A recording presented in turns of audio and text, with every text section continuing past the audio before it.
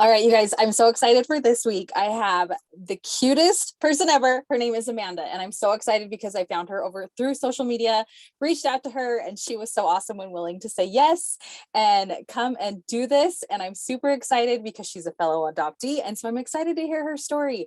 And I also have to say, because I went and checked out her social media, she is so beautifully artistic in more than one way, if I can talk. Like, she really is. She does, I don't want to botch it, is it like graphic design, or what is it exactly? It's probably not graphic design. Anyway, she made a beautiful movie. You'll have to go check it out. It's the cutest little clip. It made me cry, of course, because I'm a fellow adoptee.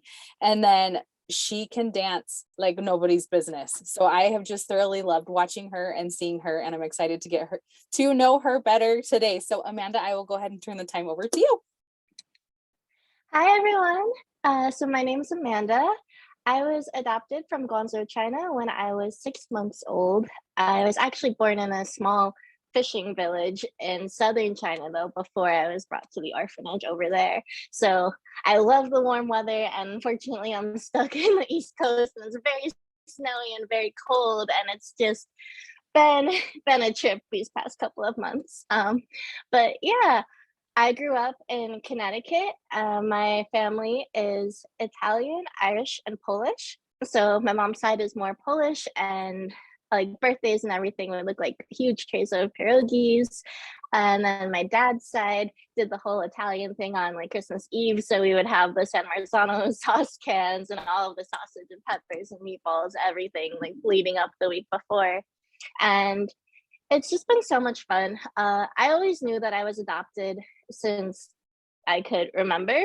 Something that my mom always told me about. Like, we would read books together before bed, and she would always like, "You're from China, like, even though like we don't like look like each other, like you were wanted so much by both your birth mom and me." So I feel like growing up, I had a really great relationship with my parents and a really positive mindset towards adoption. Now that I'm older, I still love being an adoptee. I'm so grateful for my family, but I think I've been on a personal journey of just trying to reconnect with my heritage more and relearn for me like what my adoption story is from my own voice versus what the narrative has been growing up my whole life of having like adoptive parents or adoptive like news outlets tell me what I should feel to be an adoptee, and also realizing what it means to be Asian American for me as a transracial adoptee. And it looks different for everyone. And I think it's just fun to share your journey in your own way and to show people that like you are good enough as you are. Because I feel like a lot of people feel like, like I'm not Italian enough or I'm not Asian enough. And I've definitely struggled with that a lot growing up my whole life. And that's been a huge journey for me, like I mentioned. And I really love that I grew up around the arts because it gave me so many different mediums to channel that into. One of them being my film, Yen Fen, which I created as a senior in college. I actually came up with that story when I was 15 years old, and I was just like in my bedroom. I was surrounded by pandas as a kid. Like, I had so many like panda stuffed animals and panda posters, like everything you name it, I had it. So I just started painting like these watercolors. I was trying to grow my portfolio for college admissions, and the story just kind of sparked to me, and it began as like, oh, what would it look like as a toddler or as an infant if they were to see the journey that they had to make as an adoptee, like coming all the way from this country to another country. And I think for a lot of children, it could be really scary, whether they're older or younger, but just, even when they realize like what their journey was, like making that at such a young age and alone and not knowing what was in store for them. So I tried to make a really positive viewpoint on it as like, oh, she has like this panda caretaker that she imagines, and it's helping lead her, wherever it is that she's gonna go, and they fly through the sky together. And yeah, I hope you guys can watch. I don't want to ruin the whole thing. So yeah, I made that film, and from there I just realized I am so passionate about speaking for other adoptees and putting my story out there. So now I try to do a lot of volunteering and a lot of outreach just to share my voice and to use my platform to connect with other people in a positive way. Um, but No, yeah. you're good. You're good. No, I absolutely love that. And I love how you said, because I'm like the exact same way, where I grew up, adoption, amazing parents, this and that. And my parents are still amazing to this day. But there's something about like when you're older, kind of trying to figure out the rest of that. So I think that's beautiful. I love that you shared that, because I feel like it's kind of how you said, like, as you grow up, you just go through this narrative, oh, adoption, adoption, adoption, like just on this, woo. And then there are hardships that come with it. And there is real life that comes with it. Like, maybe wanting to know where you're from, like you said, figuring out your heritage. And I just think I'm so glad you shared that, because I don't feel like a lot of adoptees share that, depending on like where they're at in their journey. So, I mean, that's great, because yeah, there is hardship that comes with it. There is confusion and wanting to know. And so I think that's beautiful. And yes, you guys need to go watch her short film, because it is so incredible. Like, I cried, and you'll know why I cried. I mean, everybody knows that follows me, I like just bawl at everything, but seriously, because you can just feel that from her heart, and you can just feel like she's such an amazing soul. And go watch her dancing, because she's amazing. I wish I could move my body like that, but like, seriously, you're so awesome. So I think that's so great that your parents kept things like so, diverse, even with their, like, from their backgrounds. Did they do anything besides like to incorporate for you, like for your background? Yes, definitely. My mom always asked me when I was a kid, like, do you want to do Chinese dance or do you want to take Chinese language? Like, she always put the option out there for me. But, as a kid, I was like, I don't want to go to like school. I don't want to take lessons that I don't have to. Um, but a big thing that we did was celebrating my adoption day. And that was like a big cultural thing. And also Chinese New Year, which just happened today, celebrated yesterday. So she introduced me to the traditions of the red envelopes, which I actually have one right here from her. So yeah, that was really fun, and just the food and stories and movies, and trying to bring in all those different things to remind me of like where I came from and to teach me about that culture. Oh, I love that so, so, so much. I feel like that has definitely shifted more to people who are adopted nowadays, and a little bit, but like mine, my parents, they wish they would have done a little bit more with me, but I feel like it wasn't as prevalent. Does that make sense? So I love that. I love that she did all of that and made it such a mission to like have all that there for you. I think that's wonderful. Are there any, I don't like to say, but like cons or hardships that you've had in being like an adoptee, or anything like that that you feel comfortable sharing? Sure. I think it kind of goes back to what we were talking about, like our stories. And I always say in interviews, like, we are so much more than just a single narrative. Like, yes, we are so resilient, and yes, we can be thankful and all of those things.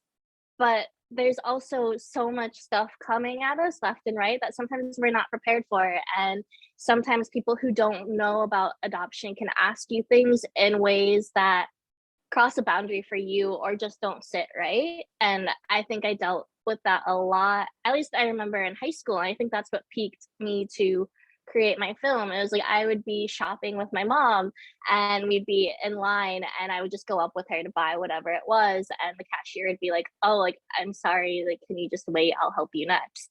And I'd be like, oh, that's my mom. Or like one time I was in the airport, and the TSA guard like literally grabbed my arm because he thought that I like was going into a group that I wasn't supposed to, even though I was just following my parents. So I think like incidents like that of other people being like, oh, you can't be that person's daughter because you don't look like them, and like physically trying to separate me away, like that was really tough. And then, like trying to share stories about my family, it's very personal to me, and it's just like a huge part of who I am. So I feel like I talk about my family a lot.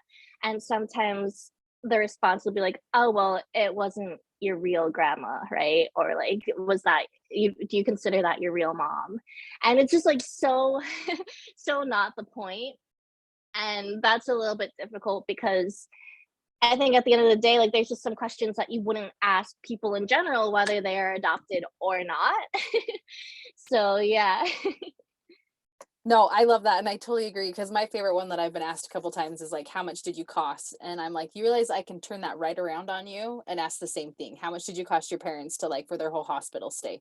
It goes hand in hand. Nobody wants to be asked how much like they were because why? Why? Because I was adopted and there was more paperwork to be filed and more fees and stuff like that. No, you know what I mean? So I love that you address that because some people are very ignorant and just do it just because, but some people honestly just don't know. And so then they feel dumb after things are done. And you're like, no, I understand, but like yeah, that's crazy. Um, anything else that you want to share, you feel on your heart to share? Hmm. I feel like I had something and it just like flew out of my brain when we were talking. Um, No, I totally understand that. I totally get that. So you're oh no, dang it. You're not in your home state anymore, right? no, Correct? I moved to New York, so I'm close Perfect. by to Connecticut, but not quite. Yes. Yes, yes. No, that's awesome. Do you like living there? Do you love living there? I feel like so where I am, I feel like there's not a bunch of diversity as far as race goes. It's very like, and I don't know. That's a question I should ask you. Growing up, was there diversity or was like different races and stuff like that growing up for you? Not really. Okay. Like, okay, my mom will always say, like, oh, but there's this other adopted girl in your class, and like you knew this girl, but it was like one or two people out of 40s and 60s and hundreds, you know? And I think that was actually something really difficult that I had to work through, and I'm still working through like these past few years, is that shaped the image of how I saw myself and how I valued myself so much, especially in high school, because I didn't look like my friends and the beauty standards that they had that they could encapsulate, like I just that wasn't in my genetics to be that. So I always felt like, oh, I'm not worthy, I'm not pretty enough, I'm never going to be good enough for somebody else. And shedding those narratives that I told myself definitely took a lot of work. And I think we're moving towards a time now where there's so much more representation for POCs, and it's so beautiful to see. And it's kind of like, I wish I had that growing up, because whenever they would have a day in school that's like dress like a celebrity or dress like this, like I could never find somebody that I looked like. And that was so difficult for me. No, I totally understand that. And honestly, you're just gorgeous. You really are. You're so beautiful and you can see all the hard work that you have put into yourself. So just keep going with it, girlfriend. Like seriously, you're like just amazing. And I just like because I can feel that to the core. Everything you were talking about, it's hard. And it's not anything but like I kind of put it as like I was just in a sea of white people. And like you said, there were like only a few hit and miss that were just like me, like you said, adopted. And so my parents were awesome and would connect us, but at the same time it's like it's not quite the same when I'm surrounded by all these people. And I totally get that. So that's something I love it. I love it. I feel like it has become very much more diverse now where I'm at because I'm still kind of close to where I grew up, which I love. I love because there's lots of friends that are like, I don't remember all these different. It was not as many like, there were way more white kids. And I'm like, I'm so glad that there's not because we need that diversity. So I think that's amazing. So no, I love that. Anything else? Did you by chance remember what you were? Yes, there's actually perfect, because it's similar to this topic that we can close on, is um showing who you are and just showing your true self is so important. And when you do that, you're going to call in so many people who resonate with you. And I think growing up, I tried to change so much of who I am. I grew up not wanting to be Asian. I grew up not wanting to have black hair. I grew up thinking, like, oh, my eyes aren't big enough, and all these things about myself. And when you show who it is that you are, it enables other people to see themselves in you. And some other person out there will then have the power to step into who they are because you gave them the confidence to do that. So I think as adoptees, so many of us may not have felt like we were enough of one thing, or that we were just good enough as who we are, and so many different backgrounds and so many different stories that come with us. And I think it's just really important to just put all those together and say, this is who I am, and show that to the world. Oh my gosh, I love it so much. Like so much because I have worked really hard like the last 4 years. It's like because I'm 34 now to work on like self-love and just loving actually like who I am. Like, I just love that because it's so true. Because, like you said, those people are going to flock to you and they're just going to be so inspired by you.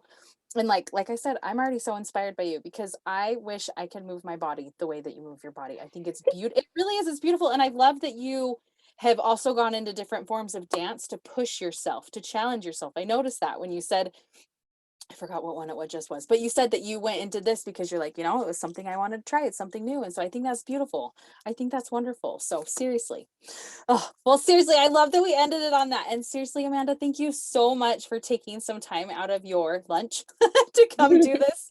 I really, really appreciate it. And I can't thank you enough. So seriously, thank you so much. Thank you. Thank you for having me. This was so much fun.